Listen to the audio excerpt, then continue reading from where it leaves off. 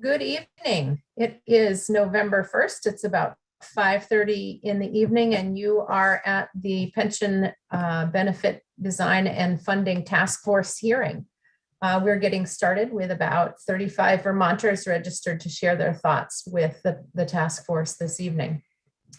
The task force was created by the legislature with various tasks related to improving the sustainability of Vermont's teacher and state employee pensions. The task force is made up of teachers, state employees, legislators, staff from the treasurer's office, and member of the administration. The format today is a Zoom webinar, and I just want to take a minute to explain a little bit because it can feel odd to be sitting out there in the attendees area by yourself. Members of the Pension Task Force are visible to each other and to you all as attendees as we sit up here at the virtual front table of this meeting. As each registered witness is invited to testify, staff will move you from attendee up to panelist, and you will appear on the screen as if you were sitting at the virtual table with us. You'll come in and you'll be automatically unmuted so that you can share your thoughts with us. You'll then have 2 minutes to share your remarks. Also visible is a Zoom square, which is the timekeeper screen. You will notice that that will count down your 2 minutes, and it will change from green to yellow to red. And then we'll ask you to finish your testimony so that we can bring in the next participant. When your time is up, we'll move you back into the participant area, and you can continue to watch as an attendee, or you can sign off of Zoom and switch over to watch the rest of the hearing via YouTube, if that's your preference. We realize that 2 minutes can be very short to convey what you wish to share, so we want to welcome you to send your remarks in writing via email. And that email address can be found on the page where you registered for today's hearing. And we will then compile all of the written submissions, and task force members will review them after tonight. Just a little bit about what to expect. I will call up the first witness and also the person who is on deck so that everyone will ideally get a 2-minute warning before it's your turn to speak. Occasionally, we have people drop out of the meeting between the time that I announced they were on deck and when their time comes up. So I apologize if we spring you in to the meeting without that on deck warning. We're doing the best we can with the technology. So I just want to say thank you for joining us tonight, and thanks to the staff members who are here helping the task force navigate this Zoom public hearing. And so what we will do first is we will invite Peter Booth to come and testify and let you know that Eric Hutchins is on deck. So Peter Booth, welcome.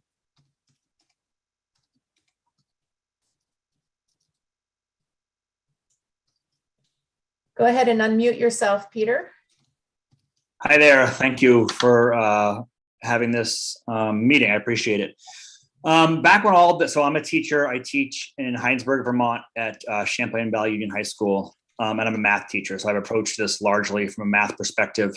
When this all started, last school year, what I, as a member of the Vermont NEA, requested was exactly what happened, which was that everybody pause and have a conversation and bring all the players to the table and work this out rather than having it imposed. And that's exactly what happened. So I want to explicitly acknowledge and appreciate and name my appreciation of that fact, that the task force exists and there's representation of all sort of concerned parties. So I appreciate that. And I completely agree that the problem is real, that it's not a made up problem, that it is a real problem that needs to be dealt with. And the underfunding is a piece of that problem. It is not the entire problem, but it's a piece of that problem.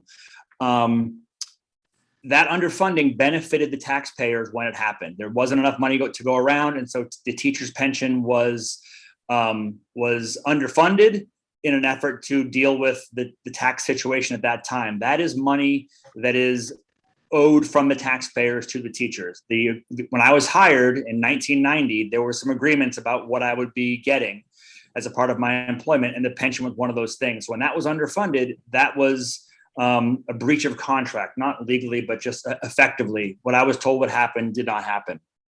I view that piece, which Treasurer Pierce marked at, I think, $353 million, I believe, of the unfunded liability. I view that percentage or that dollar amount as the state's problem that they need to deal with.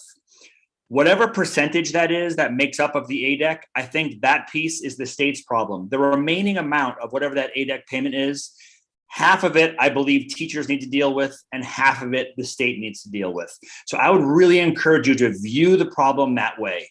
You guys, none of you did it. I understand, I see zero. None of you are responsible for it, but as representatives, you're responsible for that underfunding piece. And the rest of it, teachers and the state need to split down the middle to solve the problem. Thank you for listening.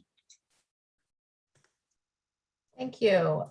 Next up, we have Eric Hutchins, and on deck, we'll have Nora Skolnick. Welcome, Eric.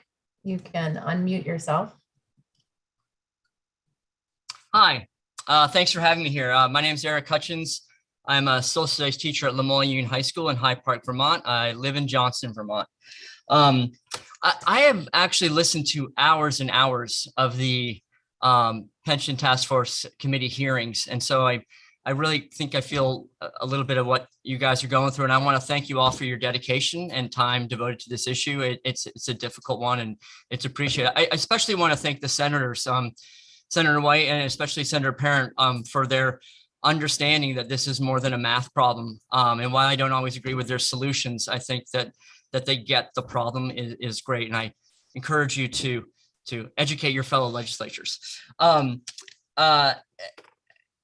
happy to see that you understand that the problem is not one that benefits to teachers and state employees are overly generous. In fact, I would make the case that in this time of worker shortages, particularly the current and looming potentially disastrous teacher shortage that we have, that this is a time for us to increase compensation and benefits to teachers. I heard that concern dismissed in one of the committee hearings as well. Everyone's having trouble hiring, not just teachers, but the response to that from other sectors of the economy and other states will be to increase compensation and benefits in order to attract employees. And if we don't answer in kind, there will be a cascading shortage.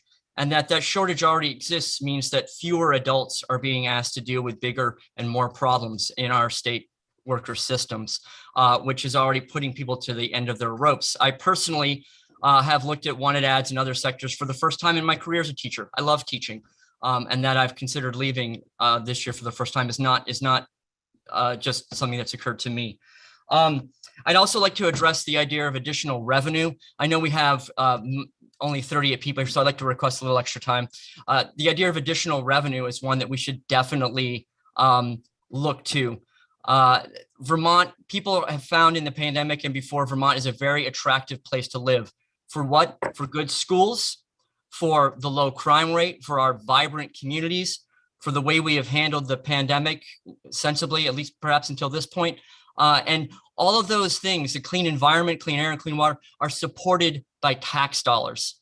Our tax dollars are an investment in our communities, and they are the reason that people want to move to this state.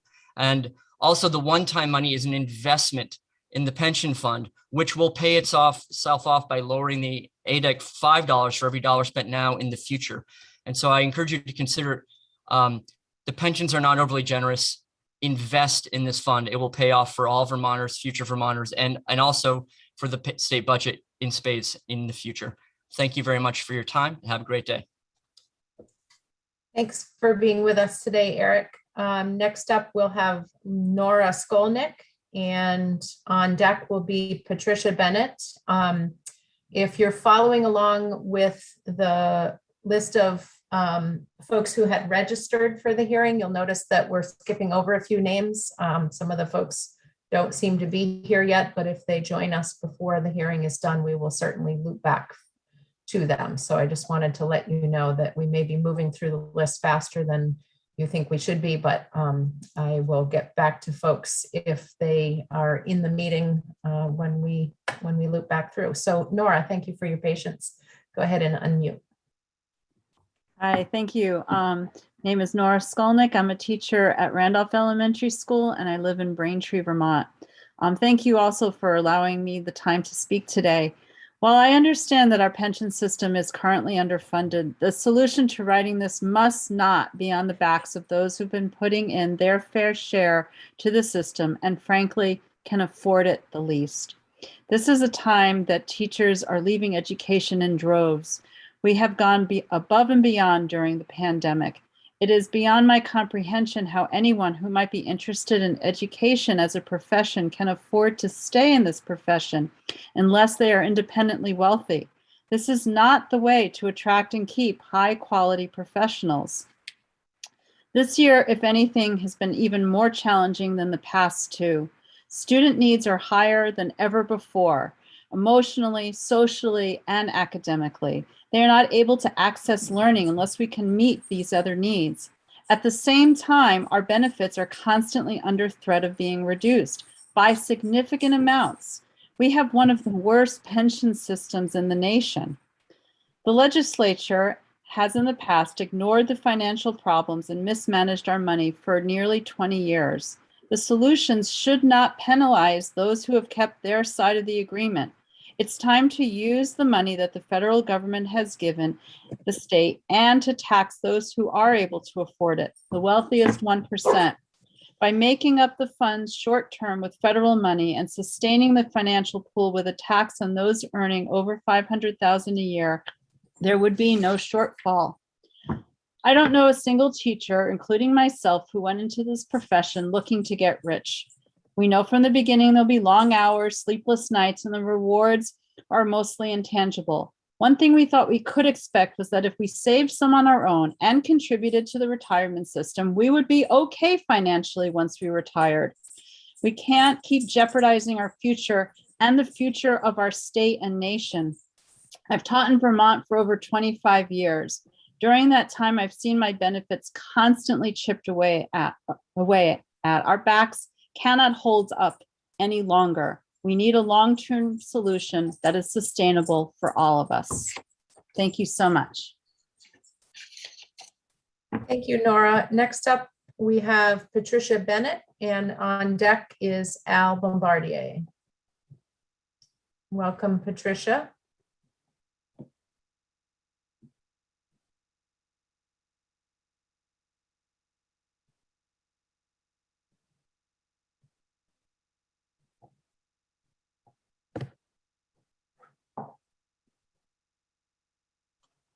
Can you hear me okay now? My computer Yes. flicked on like it said it was going to. Welcome, Patricia. We can hear you. Thank you. So I'm going to be very selfish and I'm going to probably talk really fast. I have been employed with the state for almost 16 years now. 2015, the state decided my job was not necessary. They cut the dispatch center in Newport, Vermont, and you rocked my world. You again are rocking my world as a state employee.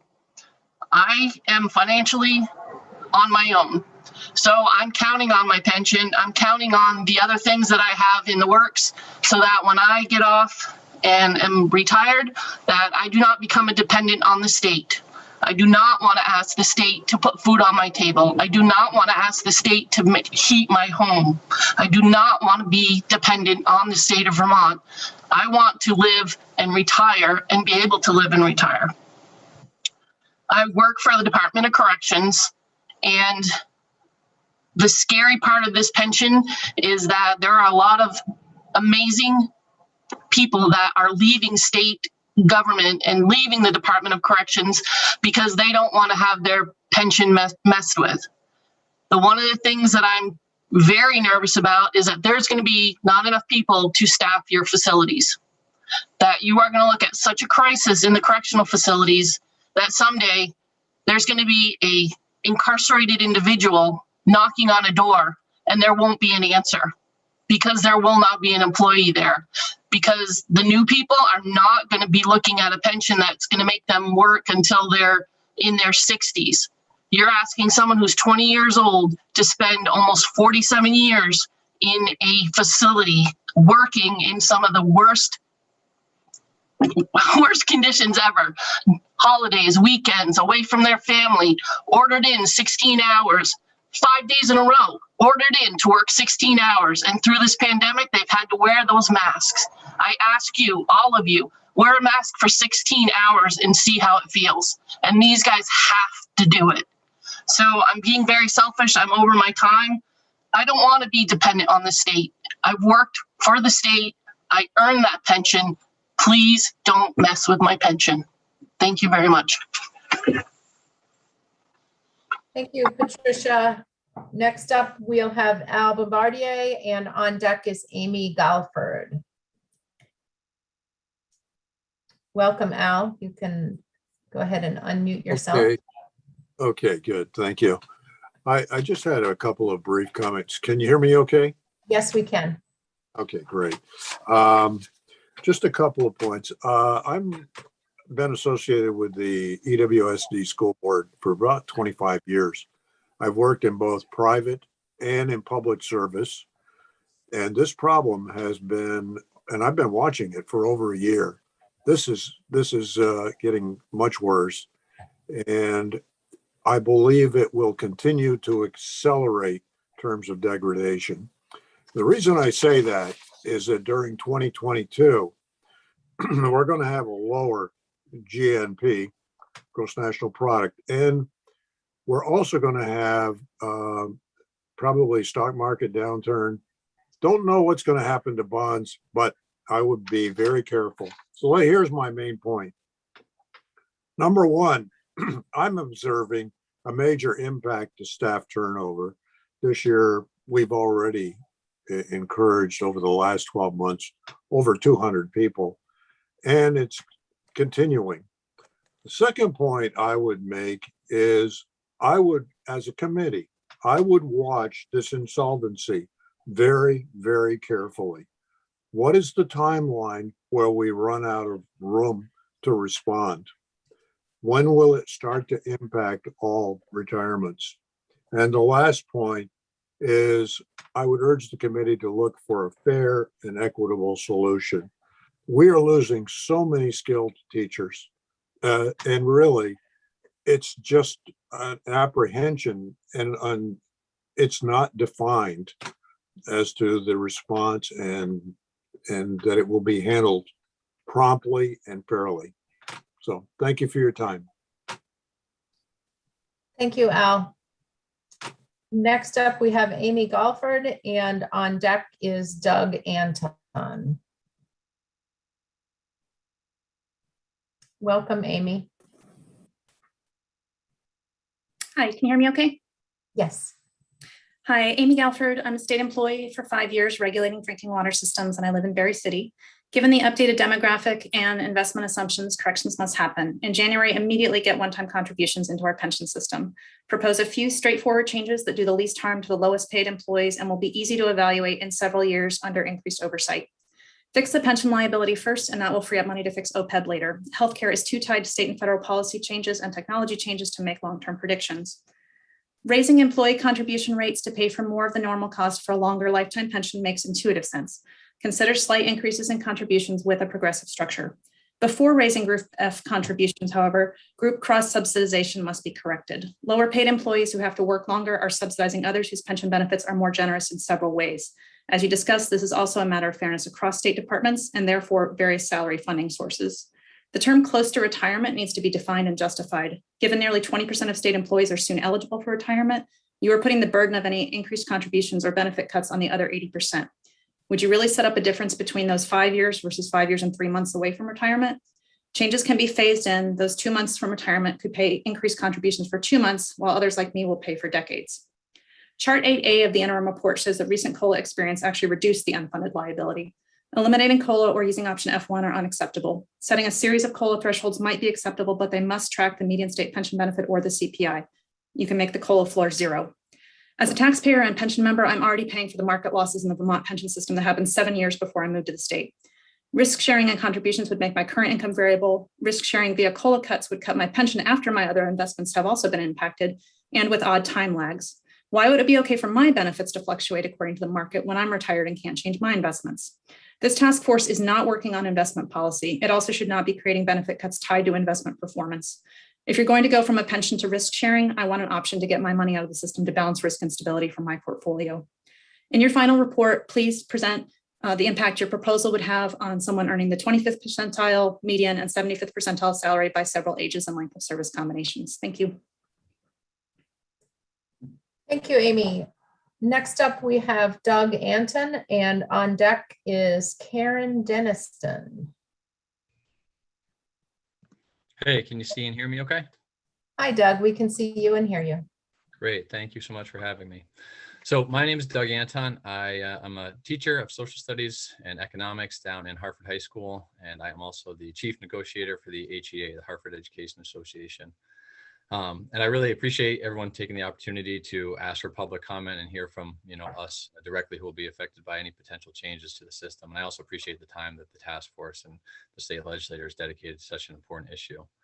I first just want to go on the record and kind of say both, from the HEA perspective, the hat I'm wearing there, and also as a taxpayer and as a potential future pensioner myself, I'm not opposed to significant changes to the system. I completely understand when I look at that estimated, benefit calculation. I understand that, if I retire at a certain age and I live for, 30 years beyond that, I'm receiving many, many benefits beyond what I contributed directly to that system. So I appreciate that the state of Vermont has set up such a system. I also think that increased contributions to teachers specifically, I'm not opposed to that either. We pay a relatively small percent of our salary, and in return, we were receiving a lot of money. So I guess I'd like to be a voice of compromise and reason. I don't want to point blame at past deficits or past underfunding or past whoever's. I don't think that's necessarily helpful in the greater kind of picture. I worry a lot about some of the earlier proposed changes that would raise retirement age. I think there's several unintended consequences of that. I think that from a local property tax point of view, having teachers who are often at the top of the salary schedule feeling like, well, I need to work X number of more years beyond what I would prefer, beyond what I would want, perhaps beyond when they're most effective, would lead to higher, budgets at the local level, simply to kind of fund the system longer. I also generally want to propose or just state my personal support for the creative use of incentives in terms of designing a system that's very flexible, that has less rigid rules and structures, and allows people to potentially retire earlier, but with much lower benefits. And in general, a system that takes what we know about psychology and not just rigid rules about when people can retire. So thank you so much for your time. Thank you so much, Doug. Next up, we have Karen Denniston, and on deck is Adrian Dolimpio.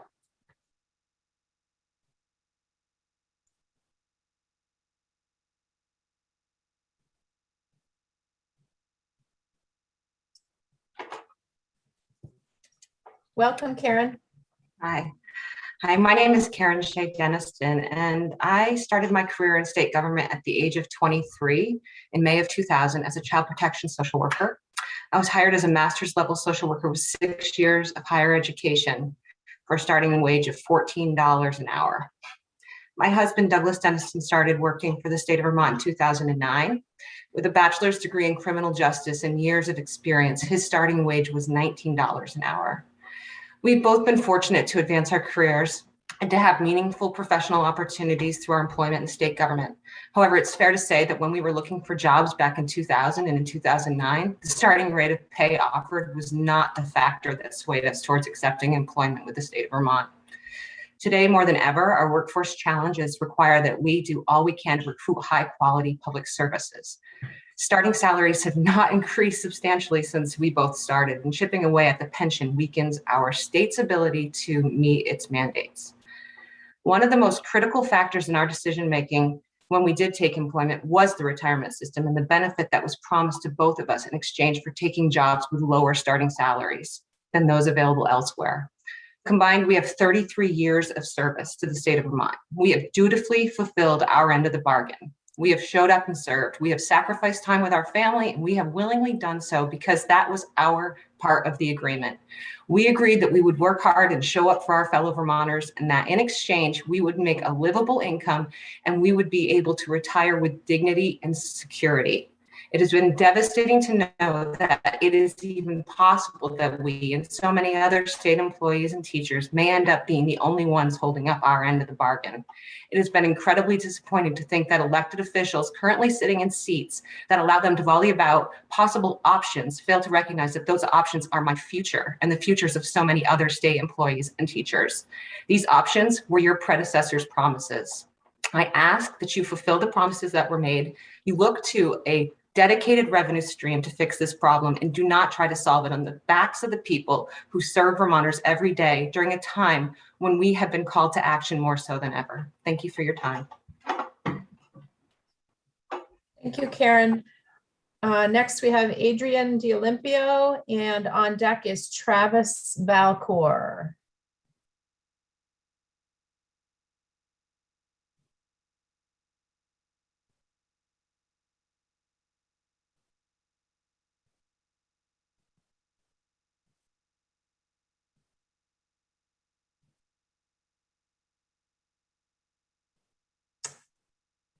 Do we have Adrian with us? Are we able to move Adrian up to the panelist table?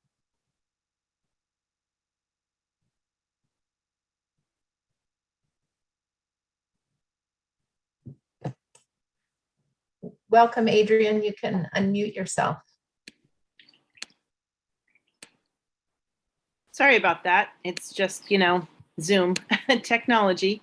My name is Adrian D'Olimpio. I'm a teacher at Lake Region Union High School in Orleans, and I'm also the president of my local. If everything goes well, I will reach my rule of 90 in 3 years in June of 2024. I volunteered to be on the pension task force this spring, not really understanding what it would entail, but knowing that I was passionate about keeping the benefits that I have. My husband has also been a teacher for 33 years, keeping his benefits and also keeping the benefits of all of my colleagues. I could see that the system was broken and I didn't really know what I would be able to do to contribute towards fixing it. But having been on that task force now, I can see that there are huge problems and that there's many of them. But the biggest one for me, and I'll piggyback on what Eric had said and also what Al said, that we just do not have enough teachers in Vermont right now. And I'm truly worried that because of the teacher shortages, we'll be making funding the pension system worse. So my big concern is how we can try to attract and retain new teachers to come to Vermont. We have dwindling education programs in our state. I went to Linden State for my master's degree. There used to be dozens of people in the program up there. Now there's 6. We aren't attracting new teachers. We aren't training enough teachers. My daughter got her education degree at St. Mike's in 2018 and promptly moved to Florida to become a preschool teacher. She didn't entertain sticking around here for 5 minutes because she knew she could go south, get better benefits, and make more money. And it's hard to argue with that. So I'm hoping that in the winter, when the legislature reconvenes, that we're not only talking about the health of our program, dedicated revenue streams, creating good solutions to this problem, not putting it back on the backs of teachers, not telling me that I have to work for another 12 years, which would mean I will have been a teacher for 48 years, which is a really long time to be a teacher. But I've also been involved with mentoring programs with new teachers, and I'm hoping that we'll have some real honest conversations about how to not just restore the money to our teaching programs, but also restore the teachers to our teaching programs and get more teachers into our schools so that we can support the pension program with not just money, but teachers. Thank you. Thank you, Adrian. Next, we have Travis Valcour, and on deck is Jennifer Zoller. Welcome, Travis. You can unmute yourself. Thank you. I wasn't expecting to talk today. I was more expecting just to come and listen. But just, I'll throw my 2 cents in like everyone else. We appreciate the fact that the task force is together and they're working diligently to try to come up with a solution to fully fund our retirement pension and the COLAs. I know that in the Department of Public Safety sector that I work, that it is an incredibly important, to us that our retirement maintains what we have in the COLA, because as we can see nationally, there even availability for us to recruit people in the Department of Public Safety is extremely, extremely difficult now. And I know the pension, as we've been selling that for years and years and years. And that's really one of the biggest things that we have to bring people into that sector. And if we end up having more difficulties, I think that's going to impact not only the profession, but all of Vermonters in total. So thank you very much. Thank you, Travis. Next up, we have Jennifer Zoller, and on deck is Paul Cherrier. Jennifer Zoller, welcome. You can unmute yourself. Good evening. My name is Jennifer Zoller, and I live in Burlington. And I have worked for the health department for over 5 years, 14 months of which has included deployment to COVID-19 response, performing contact tracing. And I'm here tonight speaking on behalf of myself, my fellow state workers, including my husband, and educators that have been doing tremendous work, especially these past 2 years. We have been stretched so thin during this emergency that many of us are just beyond burned out. And adding to our burden has been the impact of these pension cut discussions. Since Beth Pierce released her recommendations, we have seen a vacancy rate that is double our normal average at the health department. Not only a mass exodus of people nearing retirement, but also countless young professionals, including myself, or like myself, who hold advanced degrees and a full career ahead of us have left the department.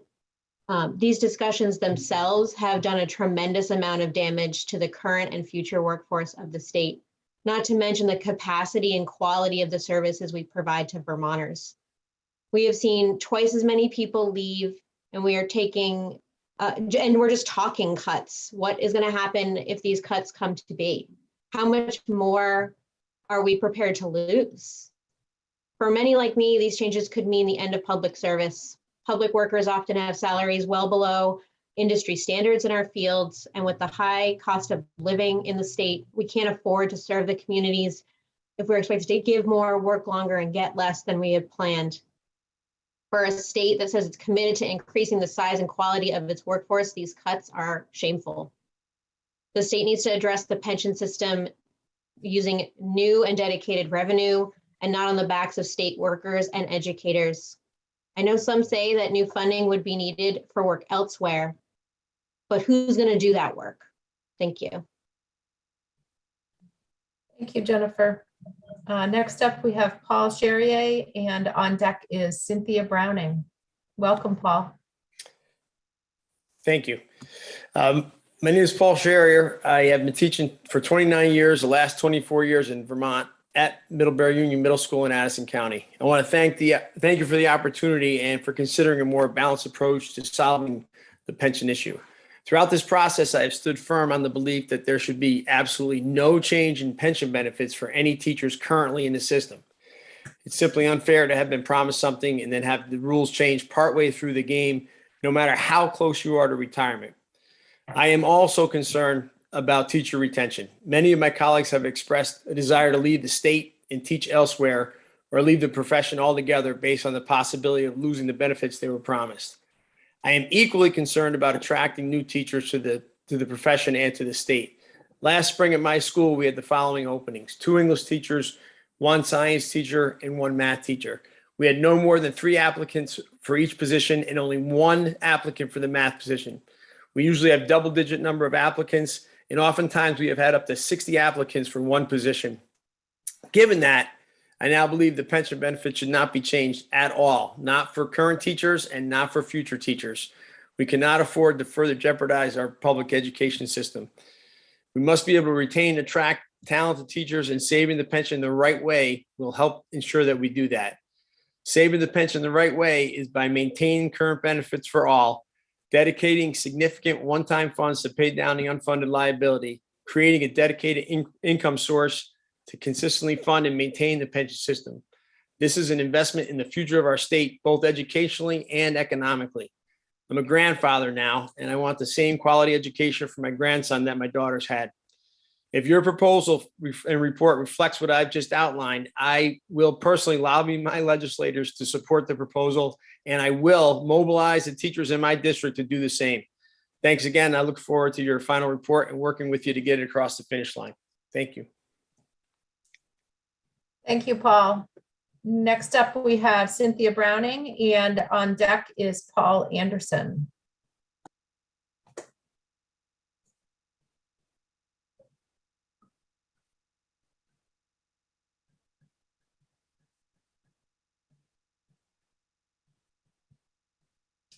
Cynthia Browning. Welcome, Cynthia. You can unmute yourself.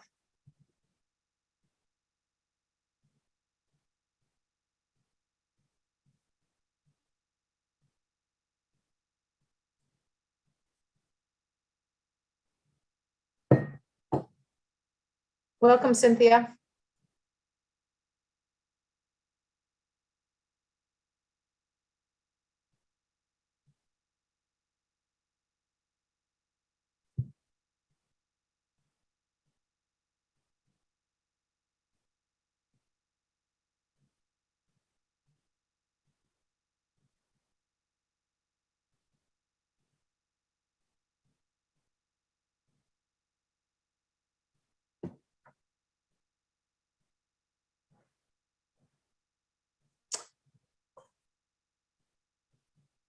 Cynthia, we are not able to hear you. I don't know. It looks like you're unmuted on our end, but we are not hearing you. So let's see if we can troubleshoot that.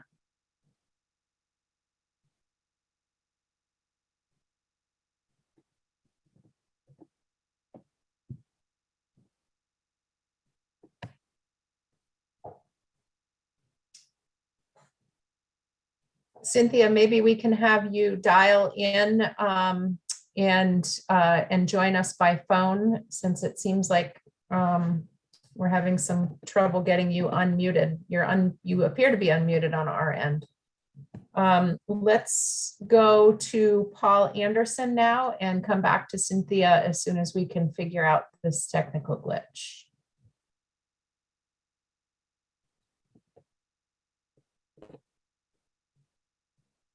Welcome, Paul.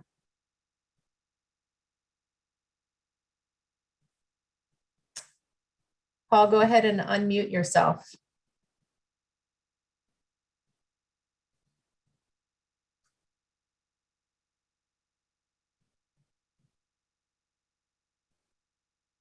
Okay, I think I got it. Oh, good. I can hear you now. Okay. Welcome. Great. So thanks for allowing me to participate tonight. I'll probably have a different opinion than some of your other speakers. I would first comment that I was very disappointed to see the makeup of the commission, or I think that having half the commission consist of people who are in the public employee unions is kind of like having the fox in the hen house. And there's really no one on the committee other than legislators who have, you know, an alliance in many cases to the unions, that represents the taxpayer. So I'm here tonight to represent the taxpayer, the people who pay the bills. And let me be very clear. This problem is solvable. All you have to do is look to private industry and what they have done over the last decade or more. And it's happened to me. I worked for a Fortune 50 company, and in my 33 years there, the defined benefit pension plan was frozen. It was transitioned to defined contribution plans and a 401k. The retiree medical supplement was eliminated. There was no cost of living increases. These are all things that the private sector has done. And frankly, it's unconscionable that public sector unions continue to advocate for things that their taxpayer constituents have long lost. So I would encourage the committee to be bold, to look to private industry, and the solutions are there, and not to let the unions continue to advocate and drive solutions that long ago were now no longer available to the taxpayers. Thank you. Thank you, Paul. Let's see if we can get Cynthia Browning up next, and we will have Julie Rollo on deck. Cynthia. Hi, Representative. Can you hear me? Yes, we can. Thank you for your persistence. Thank you. I'm sorry. As somebody else said, this is our Zoom world. I just wanted to have a few moments to say that the very intensity of the concern about these systems is the reason why the task force's work is so important. It is essential that we put these systems on a sustainable and reliable path. We cannot continue lurching from crisis to crisis, constantly seeing increases in the required contributions and the unfunded liabilities. I believe that we need to put in place reforms that balance the rights and responsibilities of the state and the beneficiaries. And that balance has to be based on the reality of the resources available. And I believe the task force has really tried to develop a good basis for what that reality is. What I see there is that we need to have reforms that will possibly decrease the benefits, maybe using the COLAs or the rate of growth, possibly increase employee contributions. I think that one-time state contributions should be conditioned on those kinds of reforms. And I think we should put in place a mechanism so that if the system turns out to be well-funded in the future, some of those changes can be given back to the beneficiaries. But if it turns out that once again, we have a crisis, then we need to have automatic changes to make it right. It's very important that this situation be improved for all of the parties. And this is not something that the state itself caused. The changes in demographics, the low investment returns were in no way part of the state's management. So we need to work on this together. Contracts get renegotiated all the time, and that's what we're doing here. So I really hope that the beneficiaries can cooperate with the task force and that we can come up with reforms that will make the system sustainable going into the future, because a situation in which the system became insolvent would be the worst possible result for everybody, and we have to avoid that.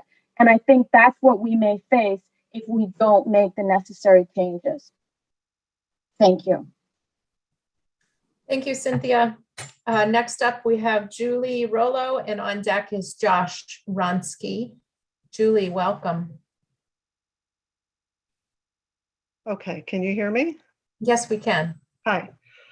My name is Julie Rollo. I've been a state employee for 36 years, and I live in St. Albans, Vermont State Employees Retirement System. I started my career with the state of Vermont 36 years ago. The year I became vested, I received this in the mail as my yearly statement. Dear member, the Board of Trustees is pleased to provide you with this personal statement. We thought you would like to know how the system protects you and your family. The statement estimates your actual benefits from the Vermont State Employees Retirement System. 36 years later, I'm standing here fighting for my protection, my pension that I earned and was promised to me. I have been paying a portion of my gross wages, now currently at 6.65% for the past 36 years. If that money was in the stock market, my portfolio would be worth more than $1 million today. I would not be standing here having this conversation. I have dedicated 36 years of my life to a state service and serving Vermonters. I put my faith into the hands of the system that said they would protect me and my family. I'm so disheartened, words cannot describe how I feel. Yet I still come to work every day. I could leave, keep half of my pay, and work for a company that respects the work that I do. However, it is serving Vermonters, trying to make this world a better place, and contributing to the health and well-being of others that keeps me coming back every day. This pension was a promise, something I signed up for, agreed to contribute a portion of my wages in exchange of coming to work every day, serving Vermonters to the best of my ability. I knew I could go elsewhere and make more money, but I put my trust into the retirement system, the yearly statements, and the goal of retiring someday. At my age, I can't go back and change the contributions. I can only move forward, and there isn't enough time for me to create a different strategy. So I ask all of you to walk a day in the life of a state employee and make your decision based on the statement that was sent out year after year, 36 years ago. So I end this with, dear member, we thought you would like to know how the system protects you and your family. The statement estimates your actual benefits from the Vermont State Employees Retirement System. Please find another dedicated revenue rather than cut in benefits of state employees. Thank you, Julie. Next up, we have Josh Ronski, and on deck is Peter Booth. Welcome, Josh. Thank you, and thank you to the members of this task force for the opportunity to comment on the state pension system and for your dedicated work to solve this problem. My name is Josh Ronski. I'm a resident of Chittenden 6-3 in Burlington, and I'm the director of the Vermont Progressive Party. I'm also the partner of a proud NEA member and teacher of English language learners at Winooski High School. Teachers and state employees across Vermont have been asked over the past 2 years to engage in a complete restructuring of the way they do their jobs in response to COVID-19. Many have gone to work and interacted with students and the public, putting themselves at risk of contracting the virus, often with little support or direction from their bosses or the administration. While these essential workers have been putting their lives on the line for our communities, many of our elected leaders have seen fit to tear away at the promise of a decent retirement with little initial consideration of raising revenue. If the state cuts their pensions now, we are forced to wonder, what will the state come for next? We've seen how nearly every sector of the economy is experiencing a workforce shortage. Vermont Digger recently reported how this is causing childcare workers to leave the field in large numbers due to low wages and lack of benefits. We are lucky that in Vermont, teachers and state workers have been able to win a decent standard of living and benefits through decades of organizing with their unions. Despite this, these workers are still on the brink. If the state cuts pension benefits, we'll soon be talking about the teacher and state worker workforce crisis in Vermont. At the same time we are debating cutting these benefits, we are also seeing large numbers of wealthy people come from out of state and move into our communities in record numbers, exacerbating the already existing housing crisis. The state has actively funded this through grants. This tendency by our state to create benefits for the wealthy while reducing benefits for working class people is class warfare. We should be looking to raise revenue from those who can afford to pay, not punish those who are working every day for our state and our children. If someone can afford to pay hundreds of thousands of dollars to buy a house sight unseen because they want to live in our great state, they can also afford and should be more than willing to help fund the people who make Vermont such a wonderful place to live and raise a family. Thank you. Thank you, Josh. I realized that Peter Booth was on my list twice, and so I don't think we need to go to Peter Booth the second time, certainly not when others haven't had a first chance yet. So next I have on my list is Michelle Mathias from South Burlington. Michelle?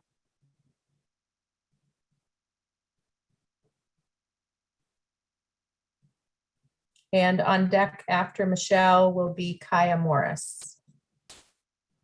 Welcome, Michelle. You can unmute yourself. Mute.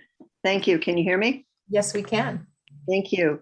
My name is Dr. Michelle Mathias, and I am a retired school administrator with 20 years of experience in Vermont's public schools.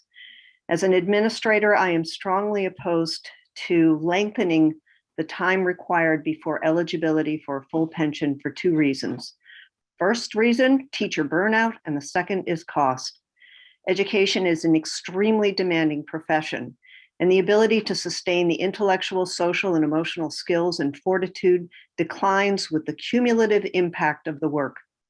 Even the most passionate and skilled teachers know when they have reached the point when they are not able to sustain at the level their students and colleagues need. Forcing teachers to stay years beyond that point for financial reasons will reduce the quality of education for the students and the school climate. It ties the hands of school administrators as those doing passable work are forced to slog on while those with the energy, passion, and stamina to tackle the needs of students wait in the wings. Forcing lengthier terms before retirement will result in higher local budgets, property taxes, state education funding demands, and ultimately the pension payout. The fact is that younger teachers and administrators represent a $30,000 to $40,000 per year per teacher savings while getting the energy, enthusiasm, and newer skills needed within our schools. As a management professional in private industry for 25 years, I've been struck by the demands on educators and the commitment with which they meet those demands.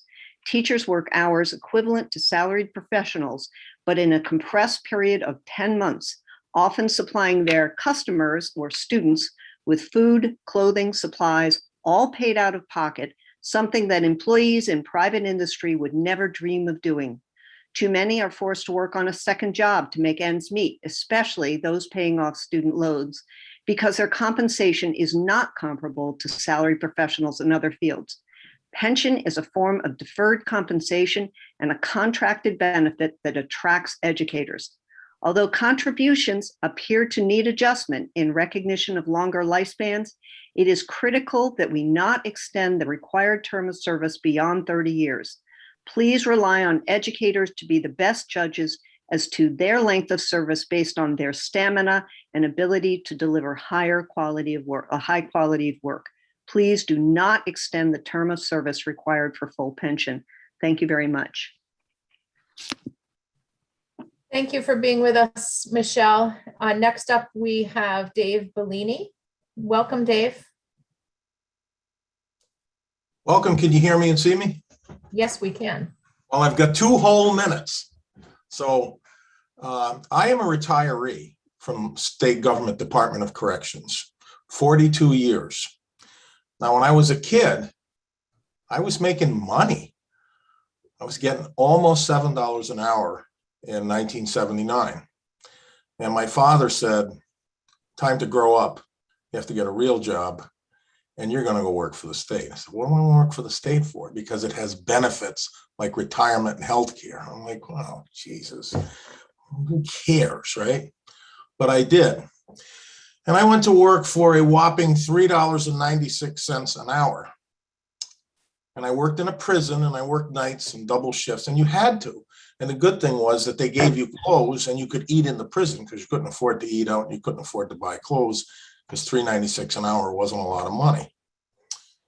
And my first raise took me up to $4.12. My point is, I worked past 30 years voluntarily because I got good at what I did and I liked what I did, and I worked with other career employees in the 20th century and into the 21st century. And I know some of you are on government operations. Well, I'm here to tell you, government isn't operating too well right now. The Department of Corrections needs career employees. They need veterans. I knew when I really grew up in my 40s and 50s that I could walk out the door and I could have that healthcare and retirement and security. I am not rich. The pension is very modest. And let me tell you, you want to solve the problem in my 15 seconds left? You guys have got plenty of money, put a dedicated revenue source towards it. And I'll tell you what my father told me, grow up. Ms. Hansis, Mr. Gannon, find a dedicated revenue stream because that's the right thing and the grown-up thing to do. Bye. Thank you, Dave. Next up, we have Kay Hopper. On deck is John Cart.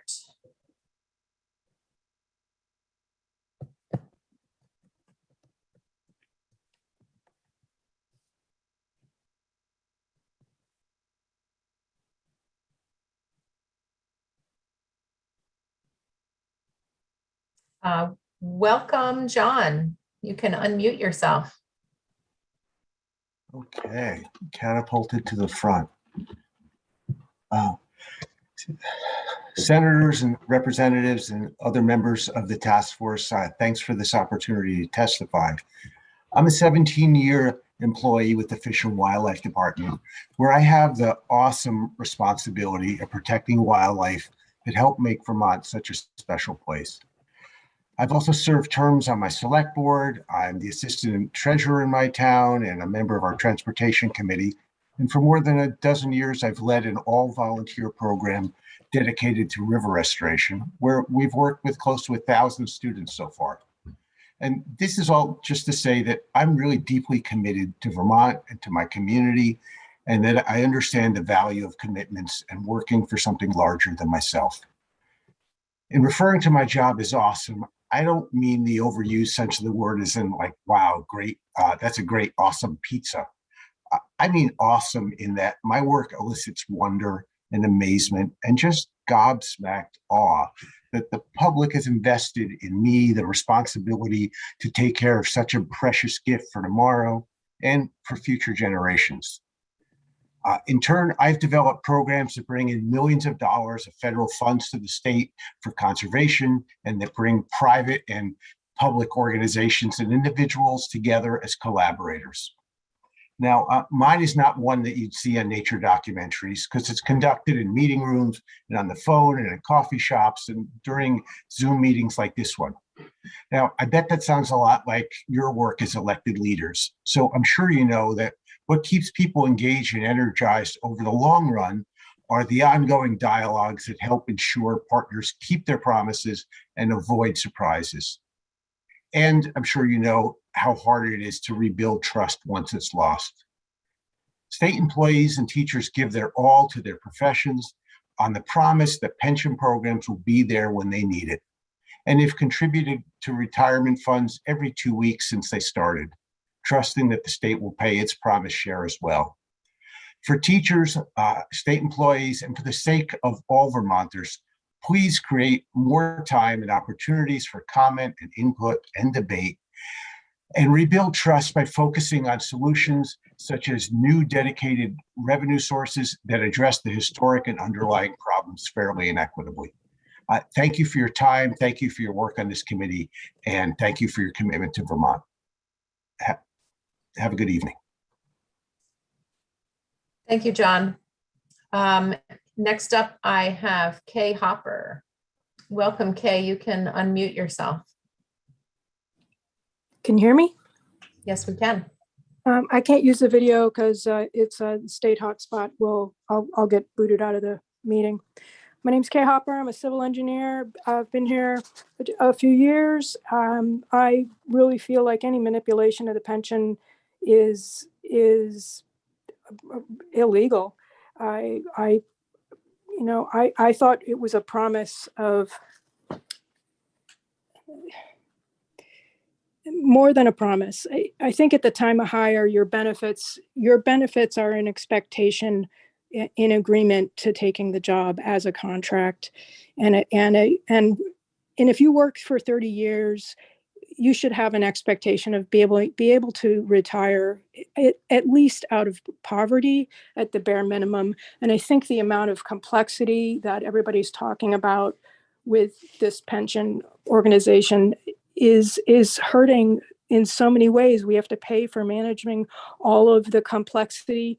And if it probably would be cheaper if you just made everyone the same, and it would be the best, and then pool everybody's money, because the more you keep moving money around, the worse it is for retirement. If you want to have benefit, you put everybody, all the state money together in one pool, and you don't start moving it around all the time. And you need to give people the opportunity to plan.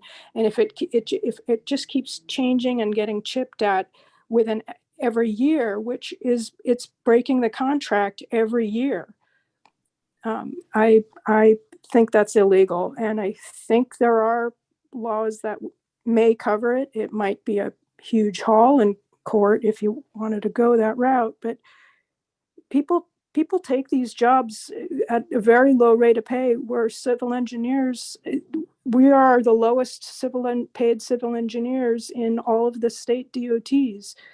The pension is part of that piece. And if you can't expect people to stay if you keep chipping away at the benefits.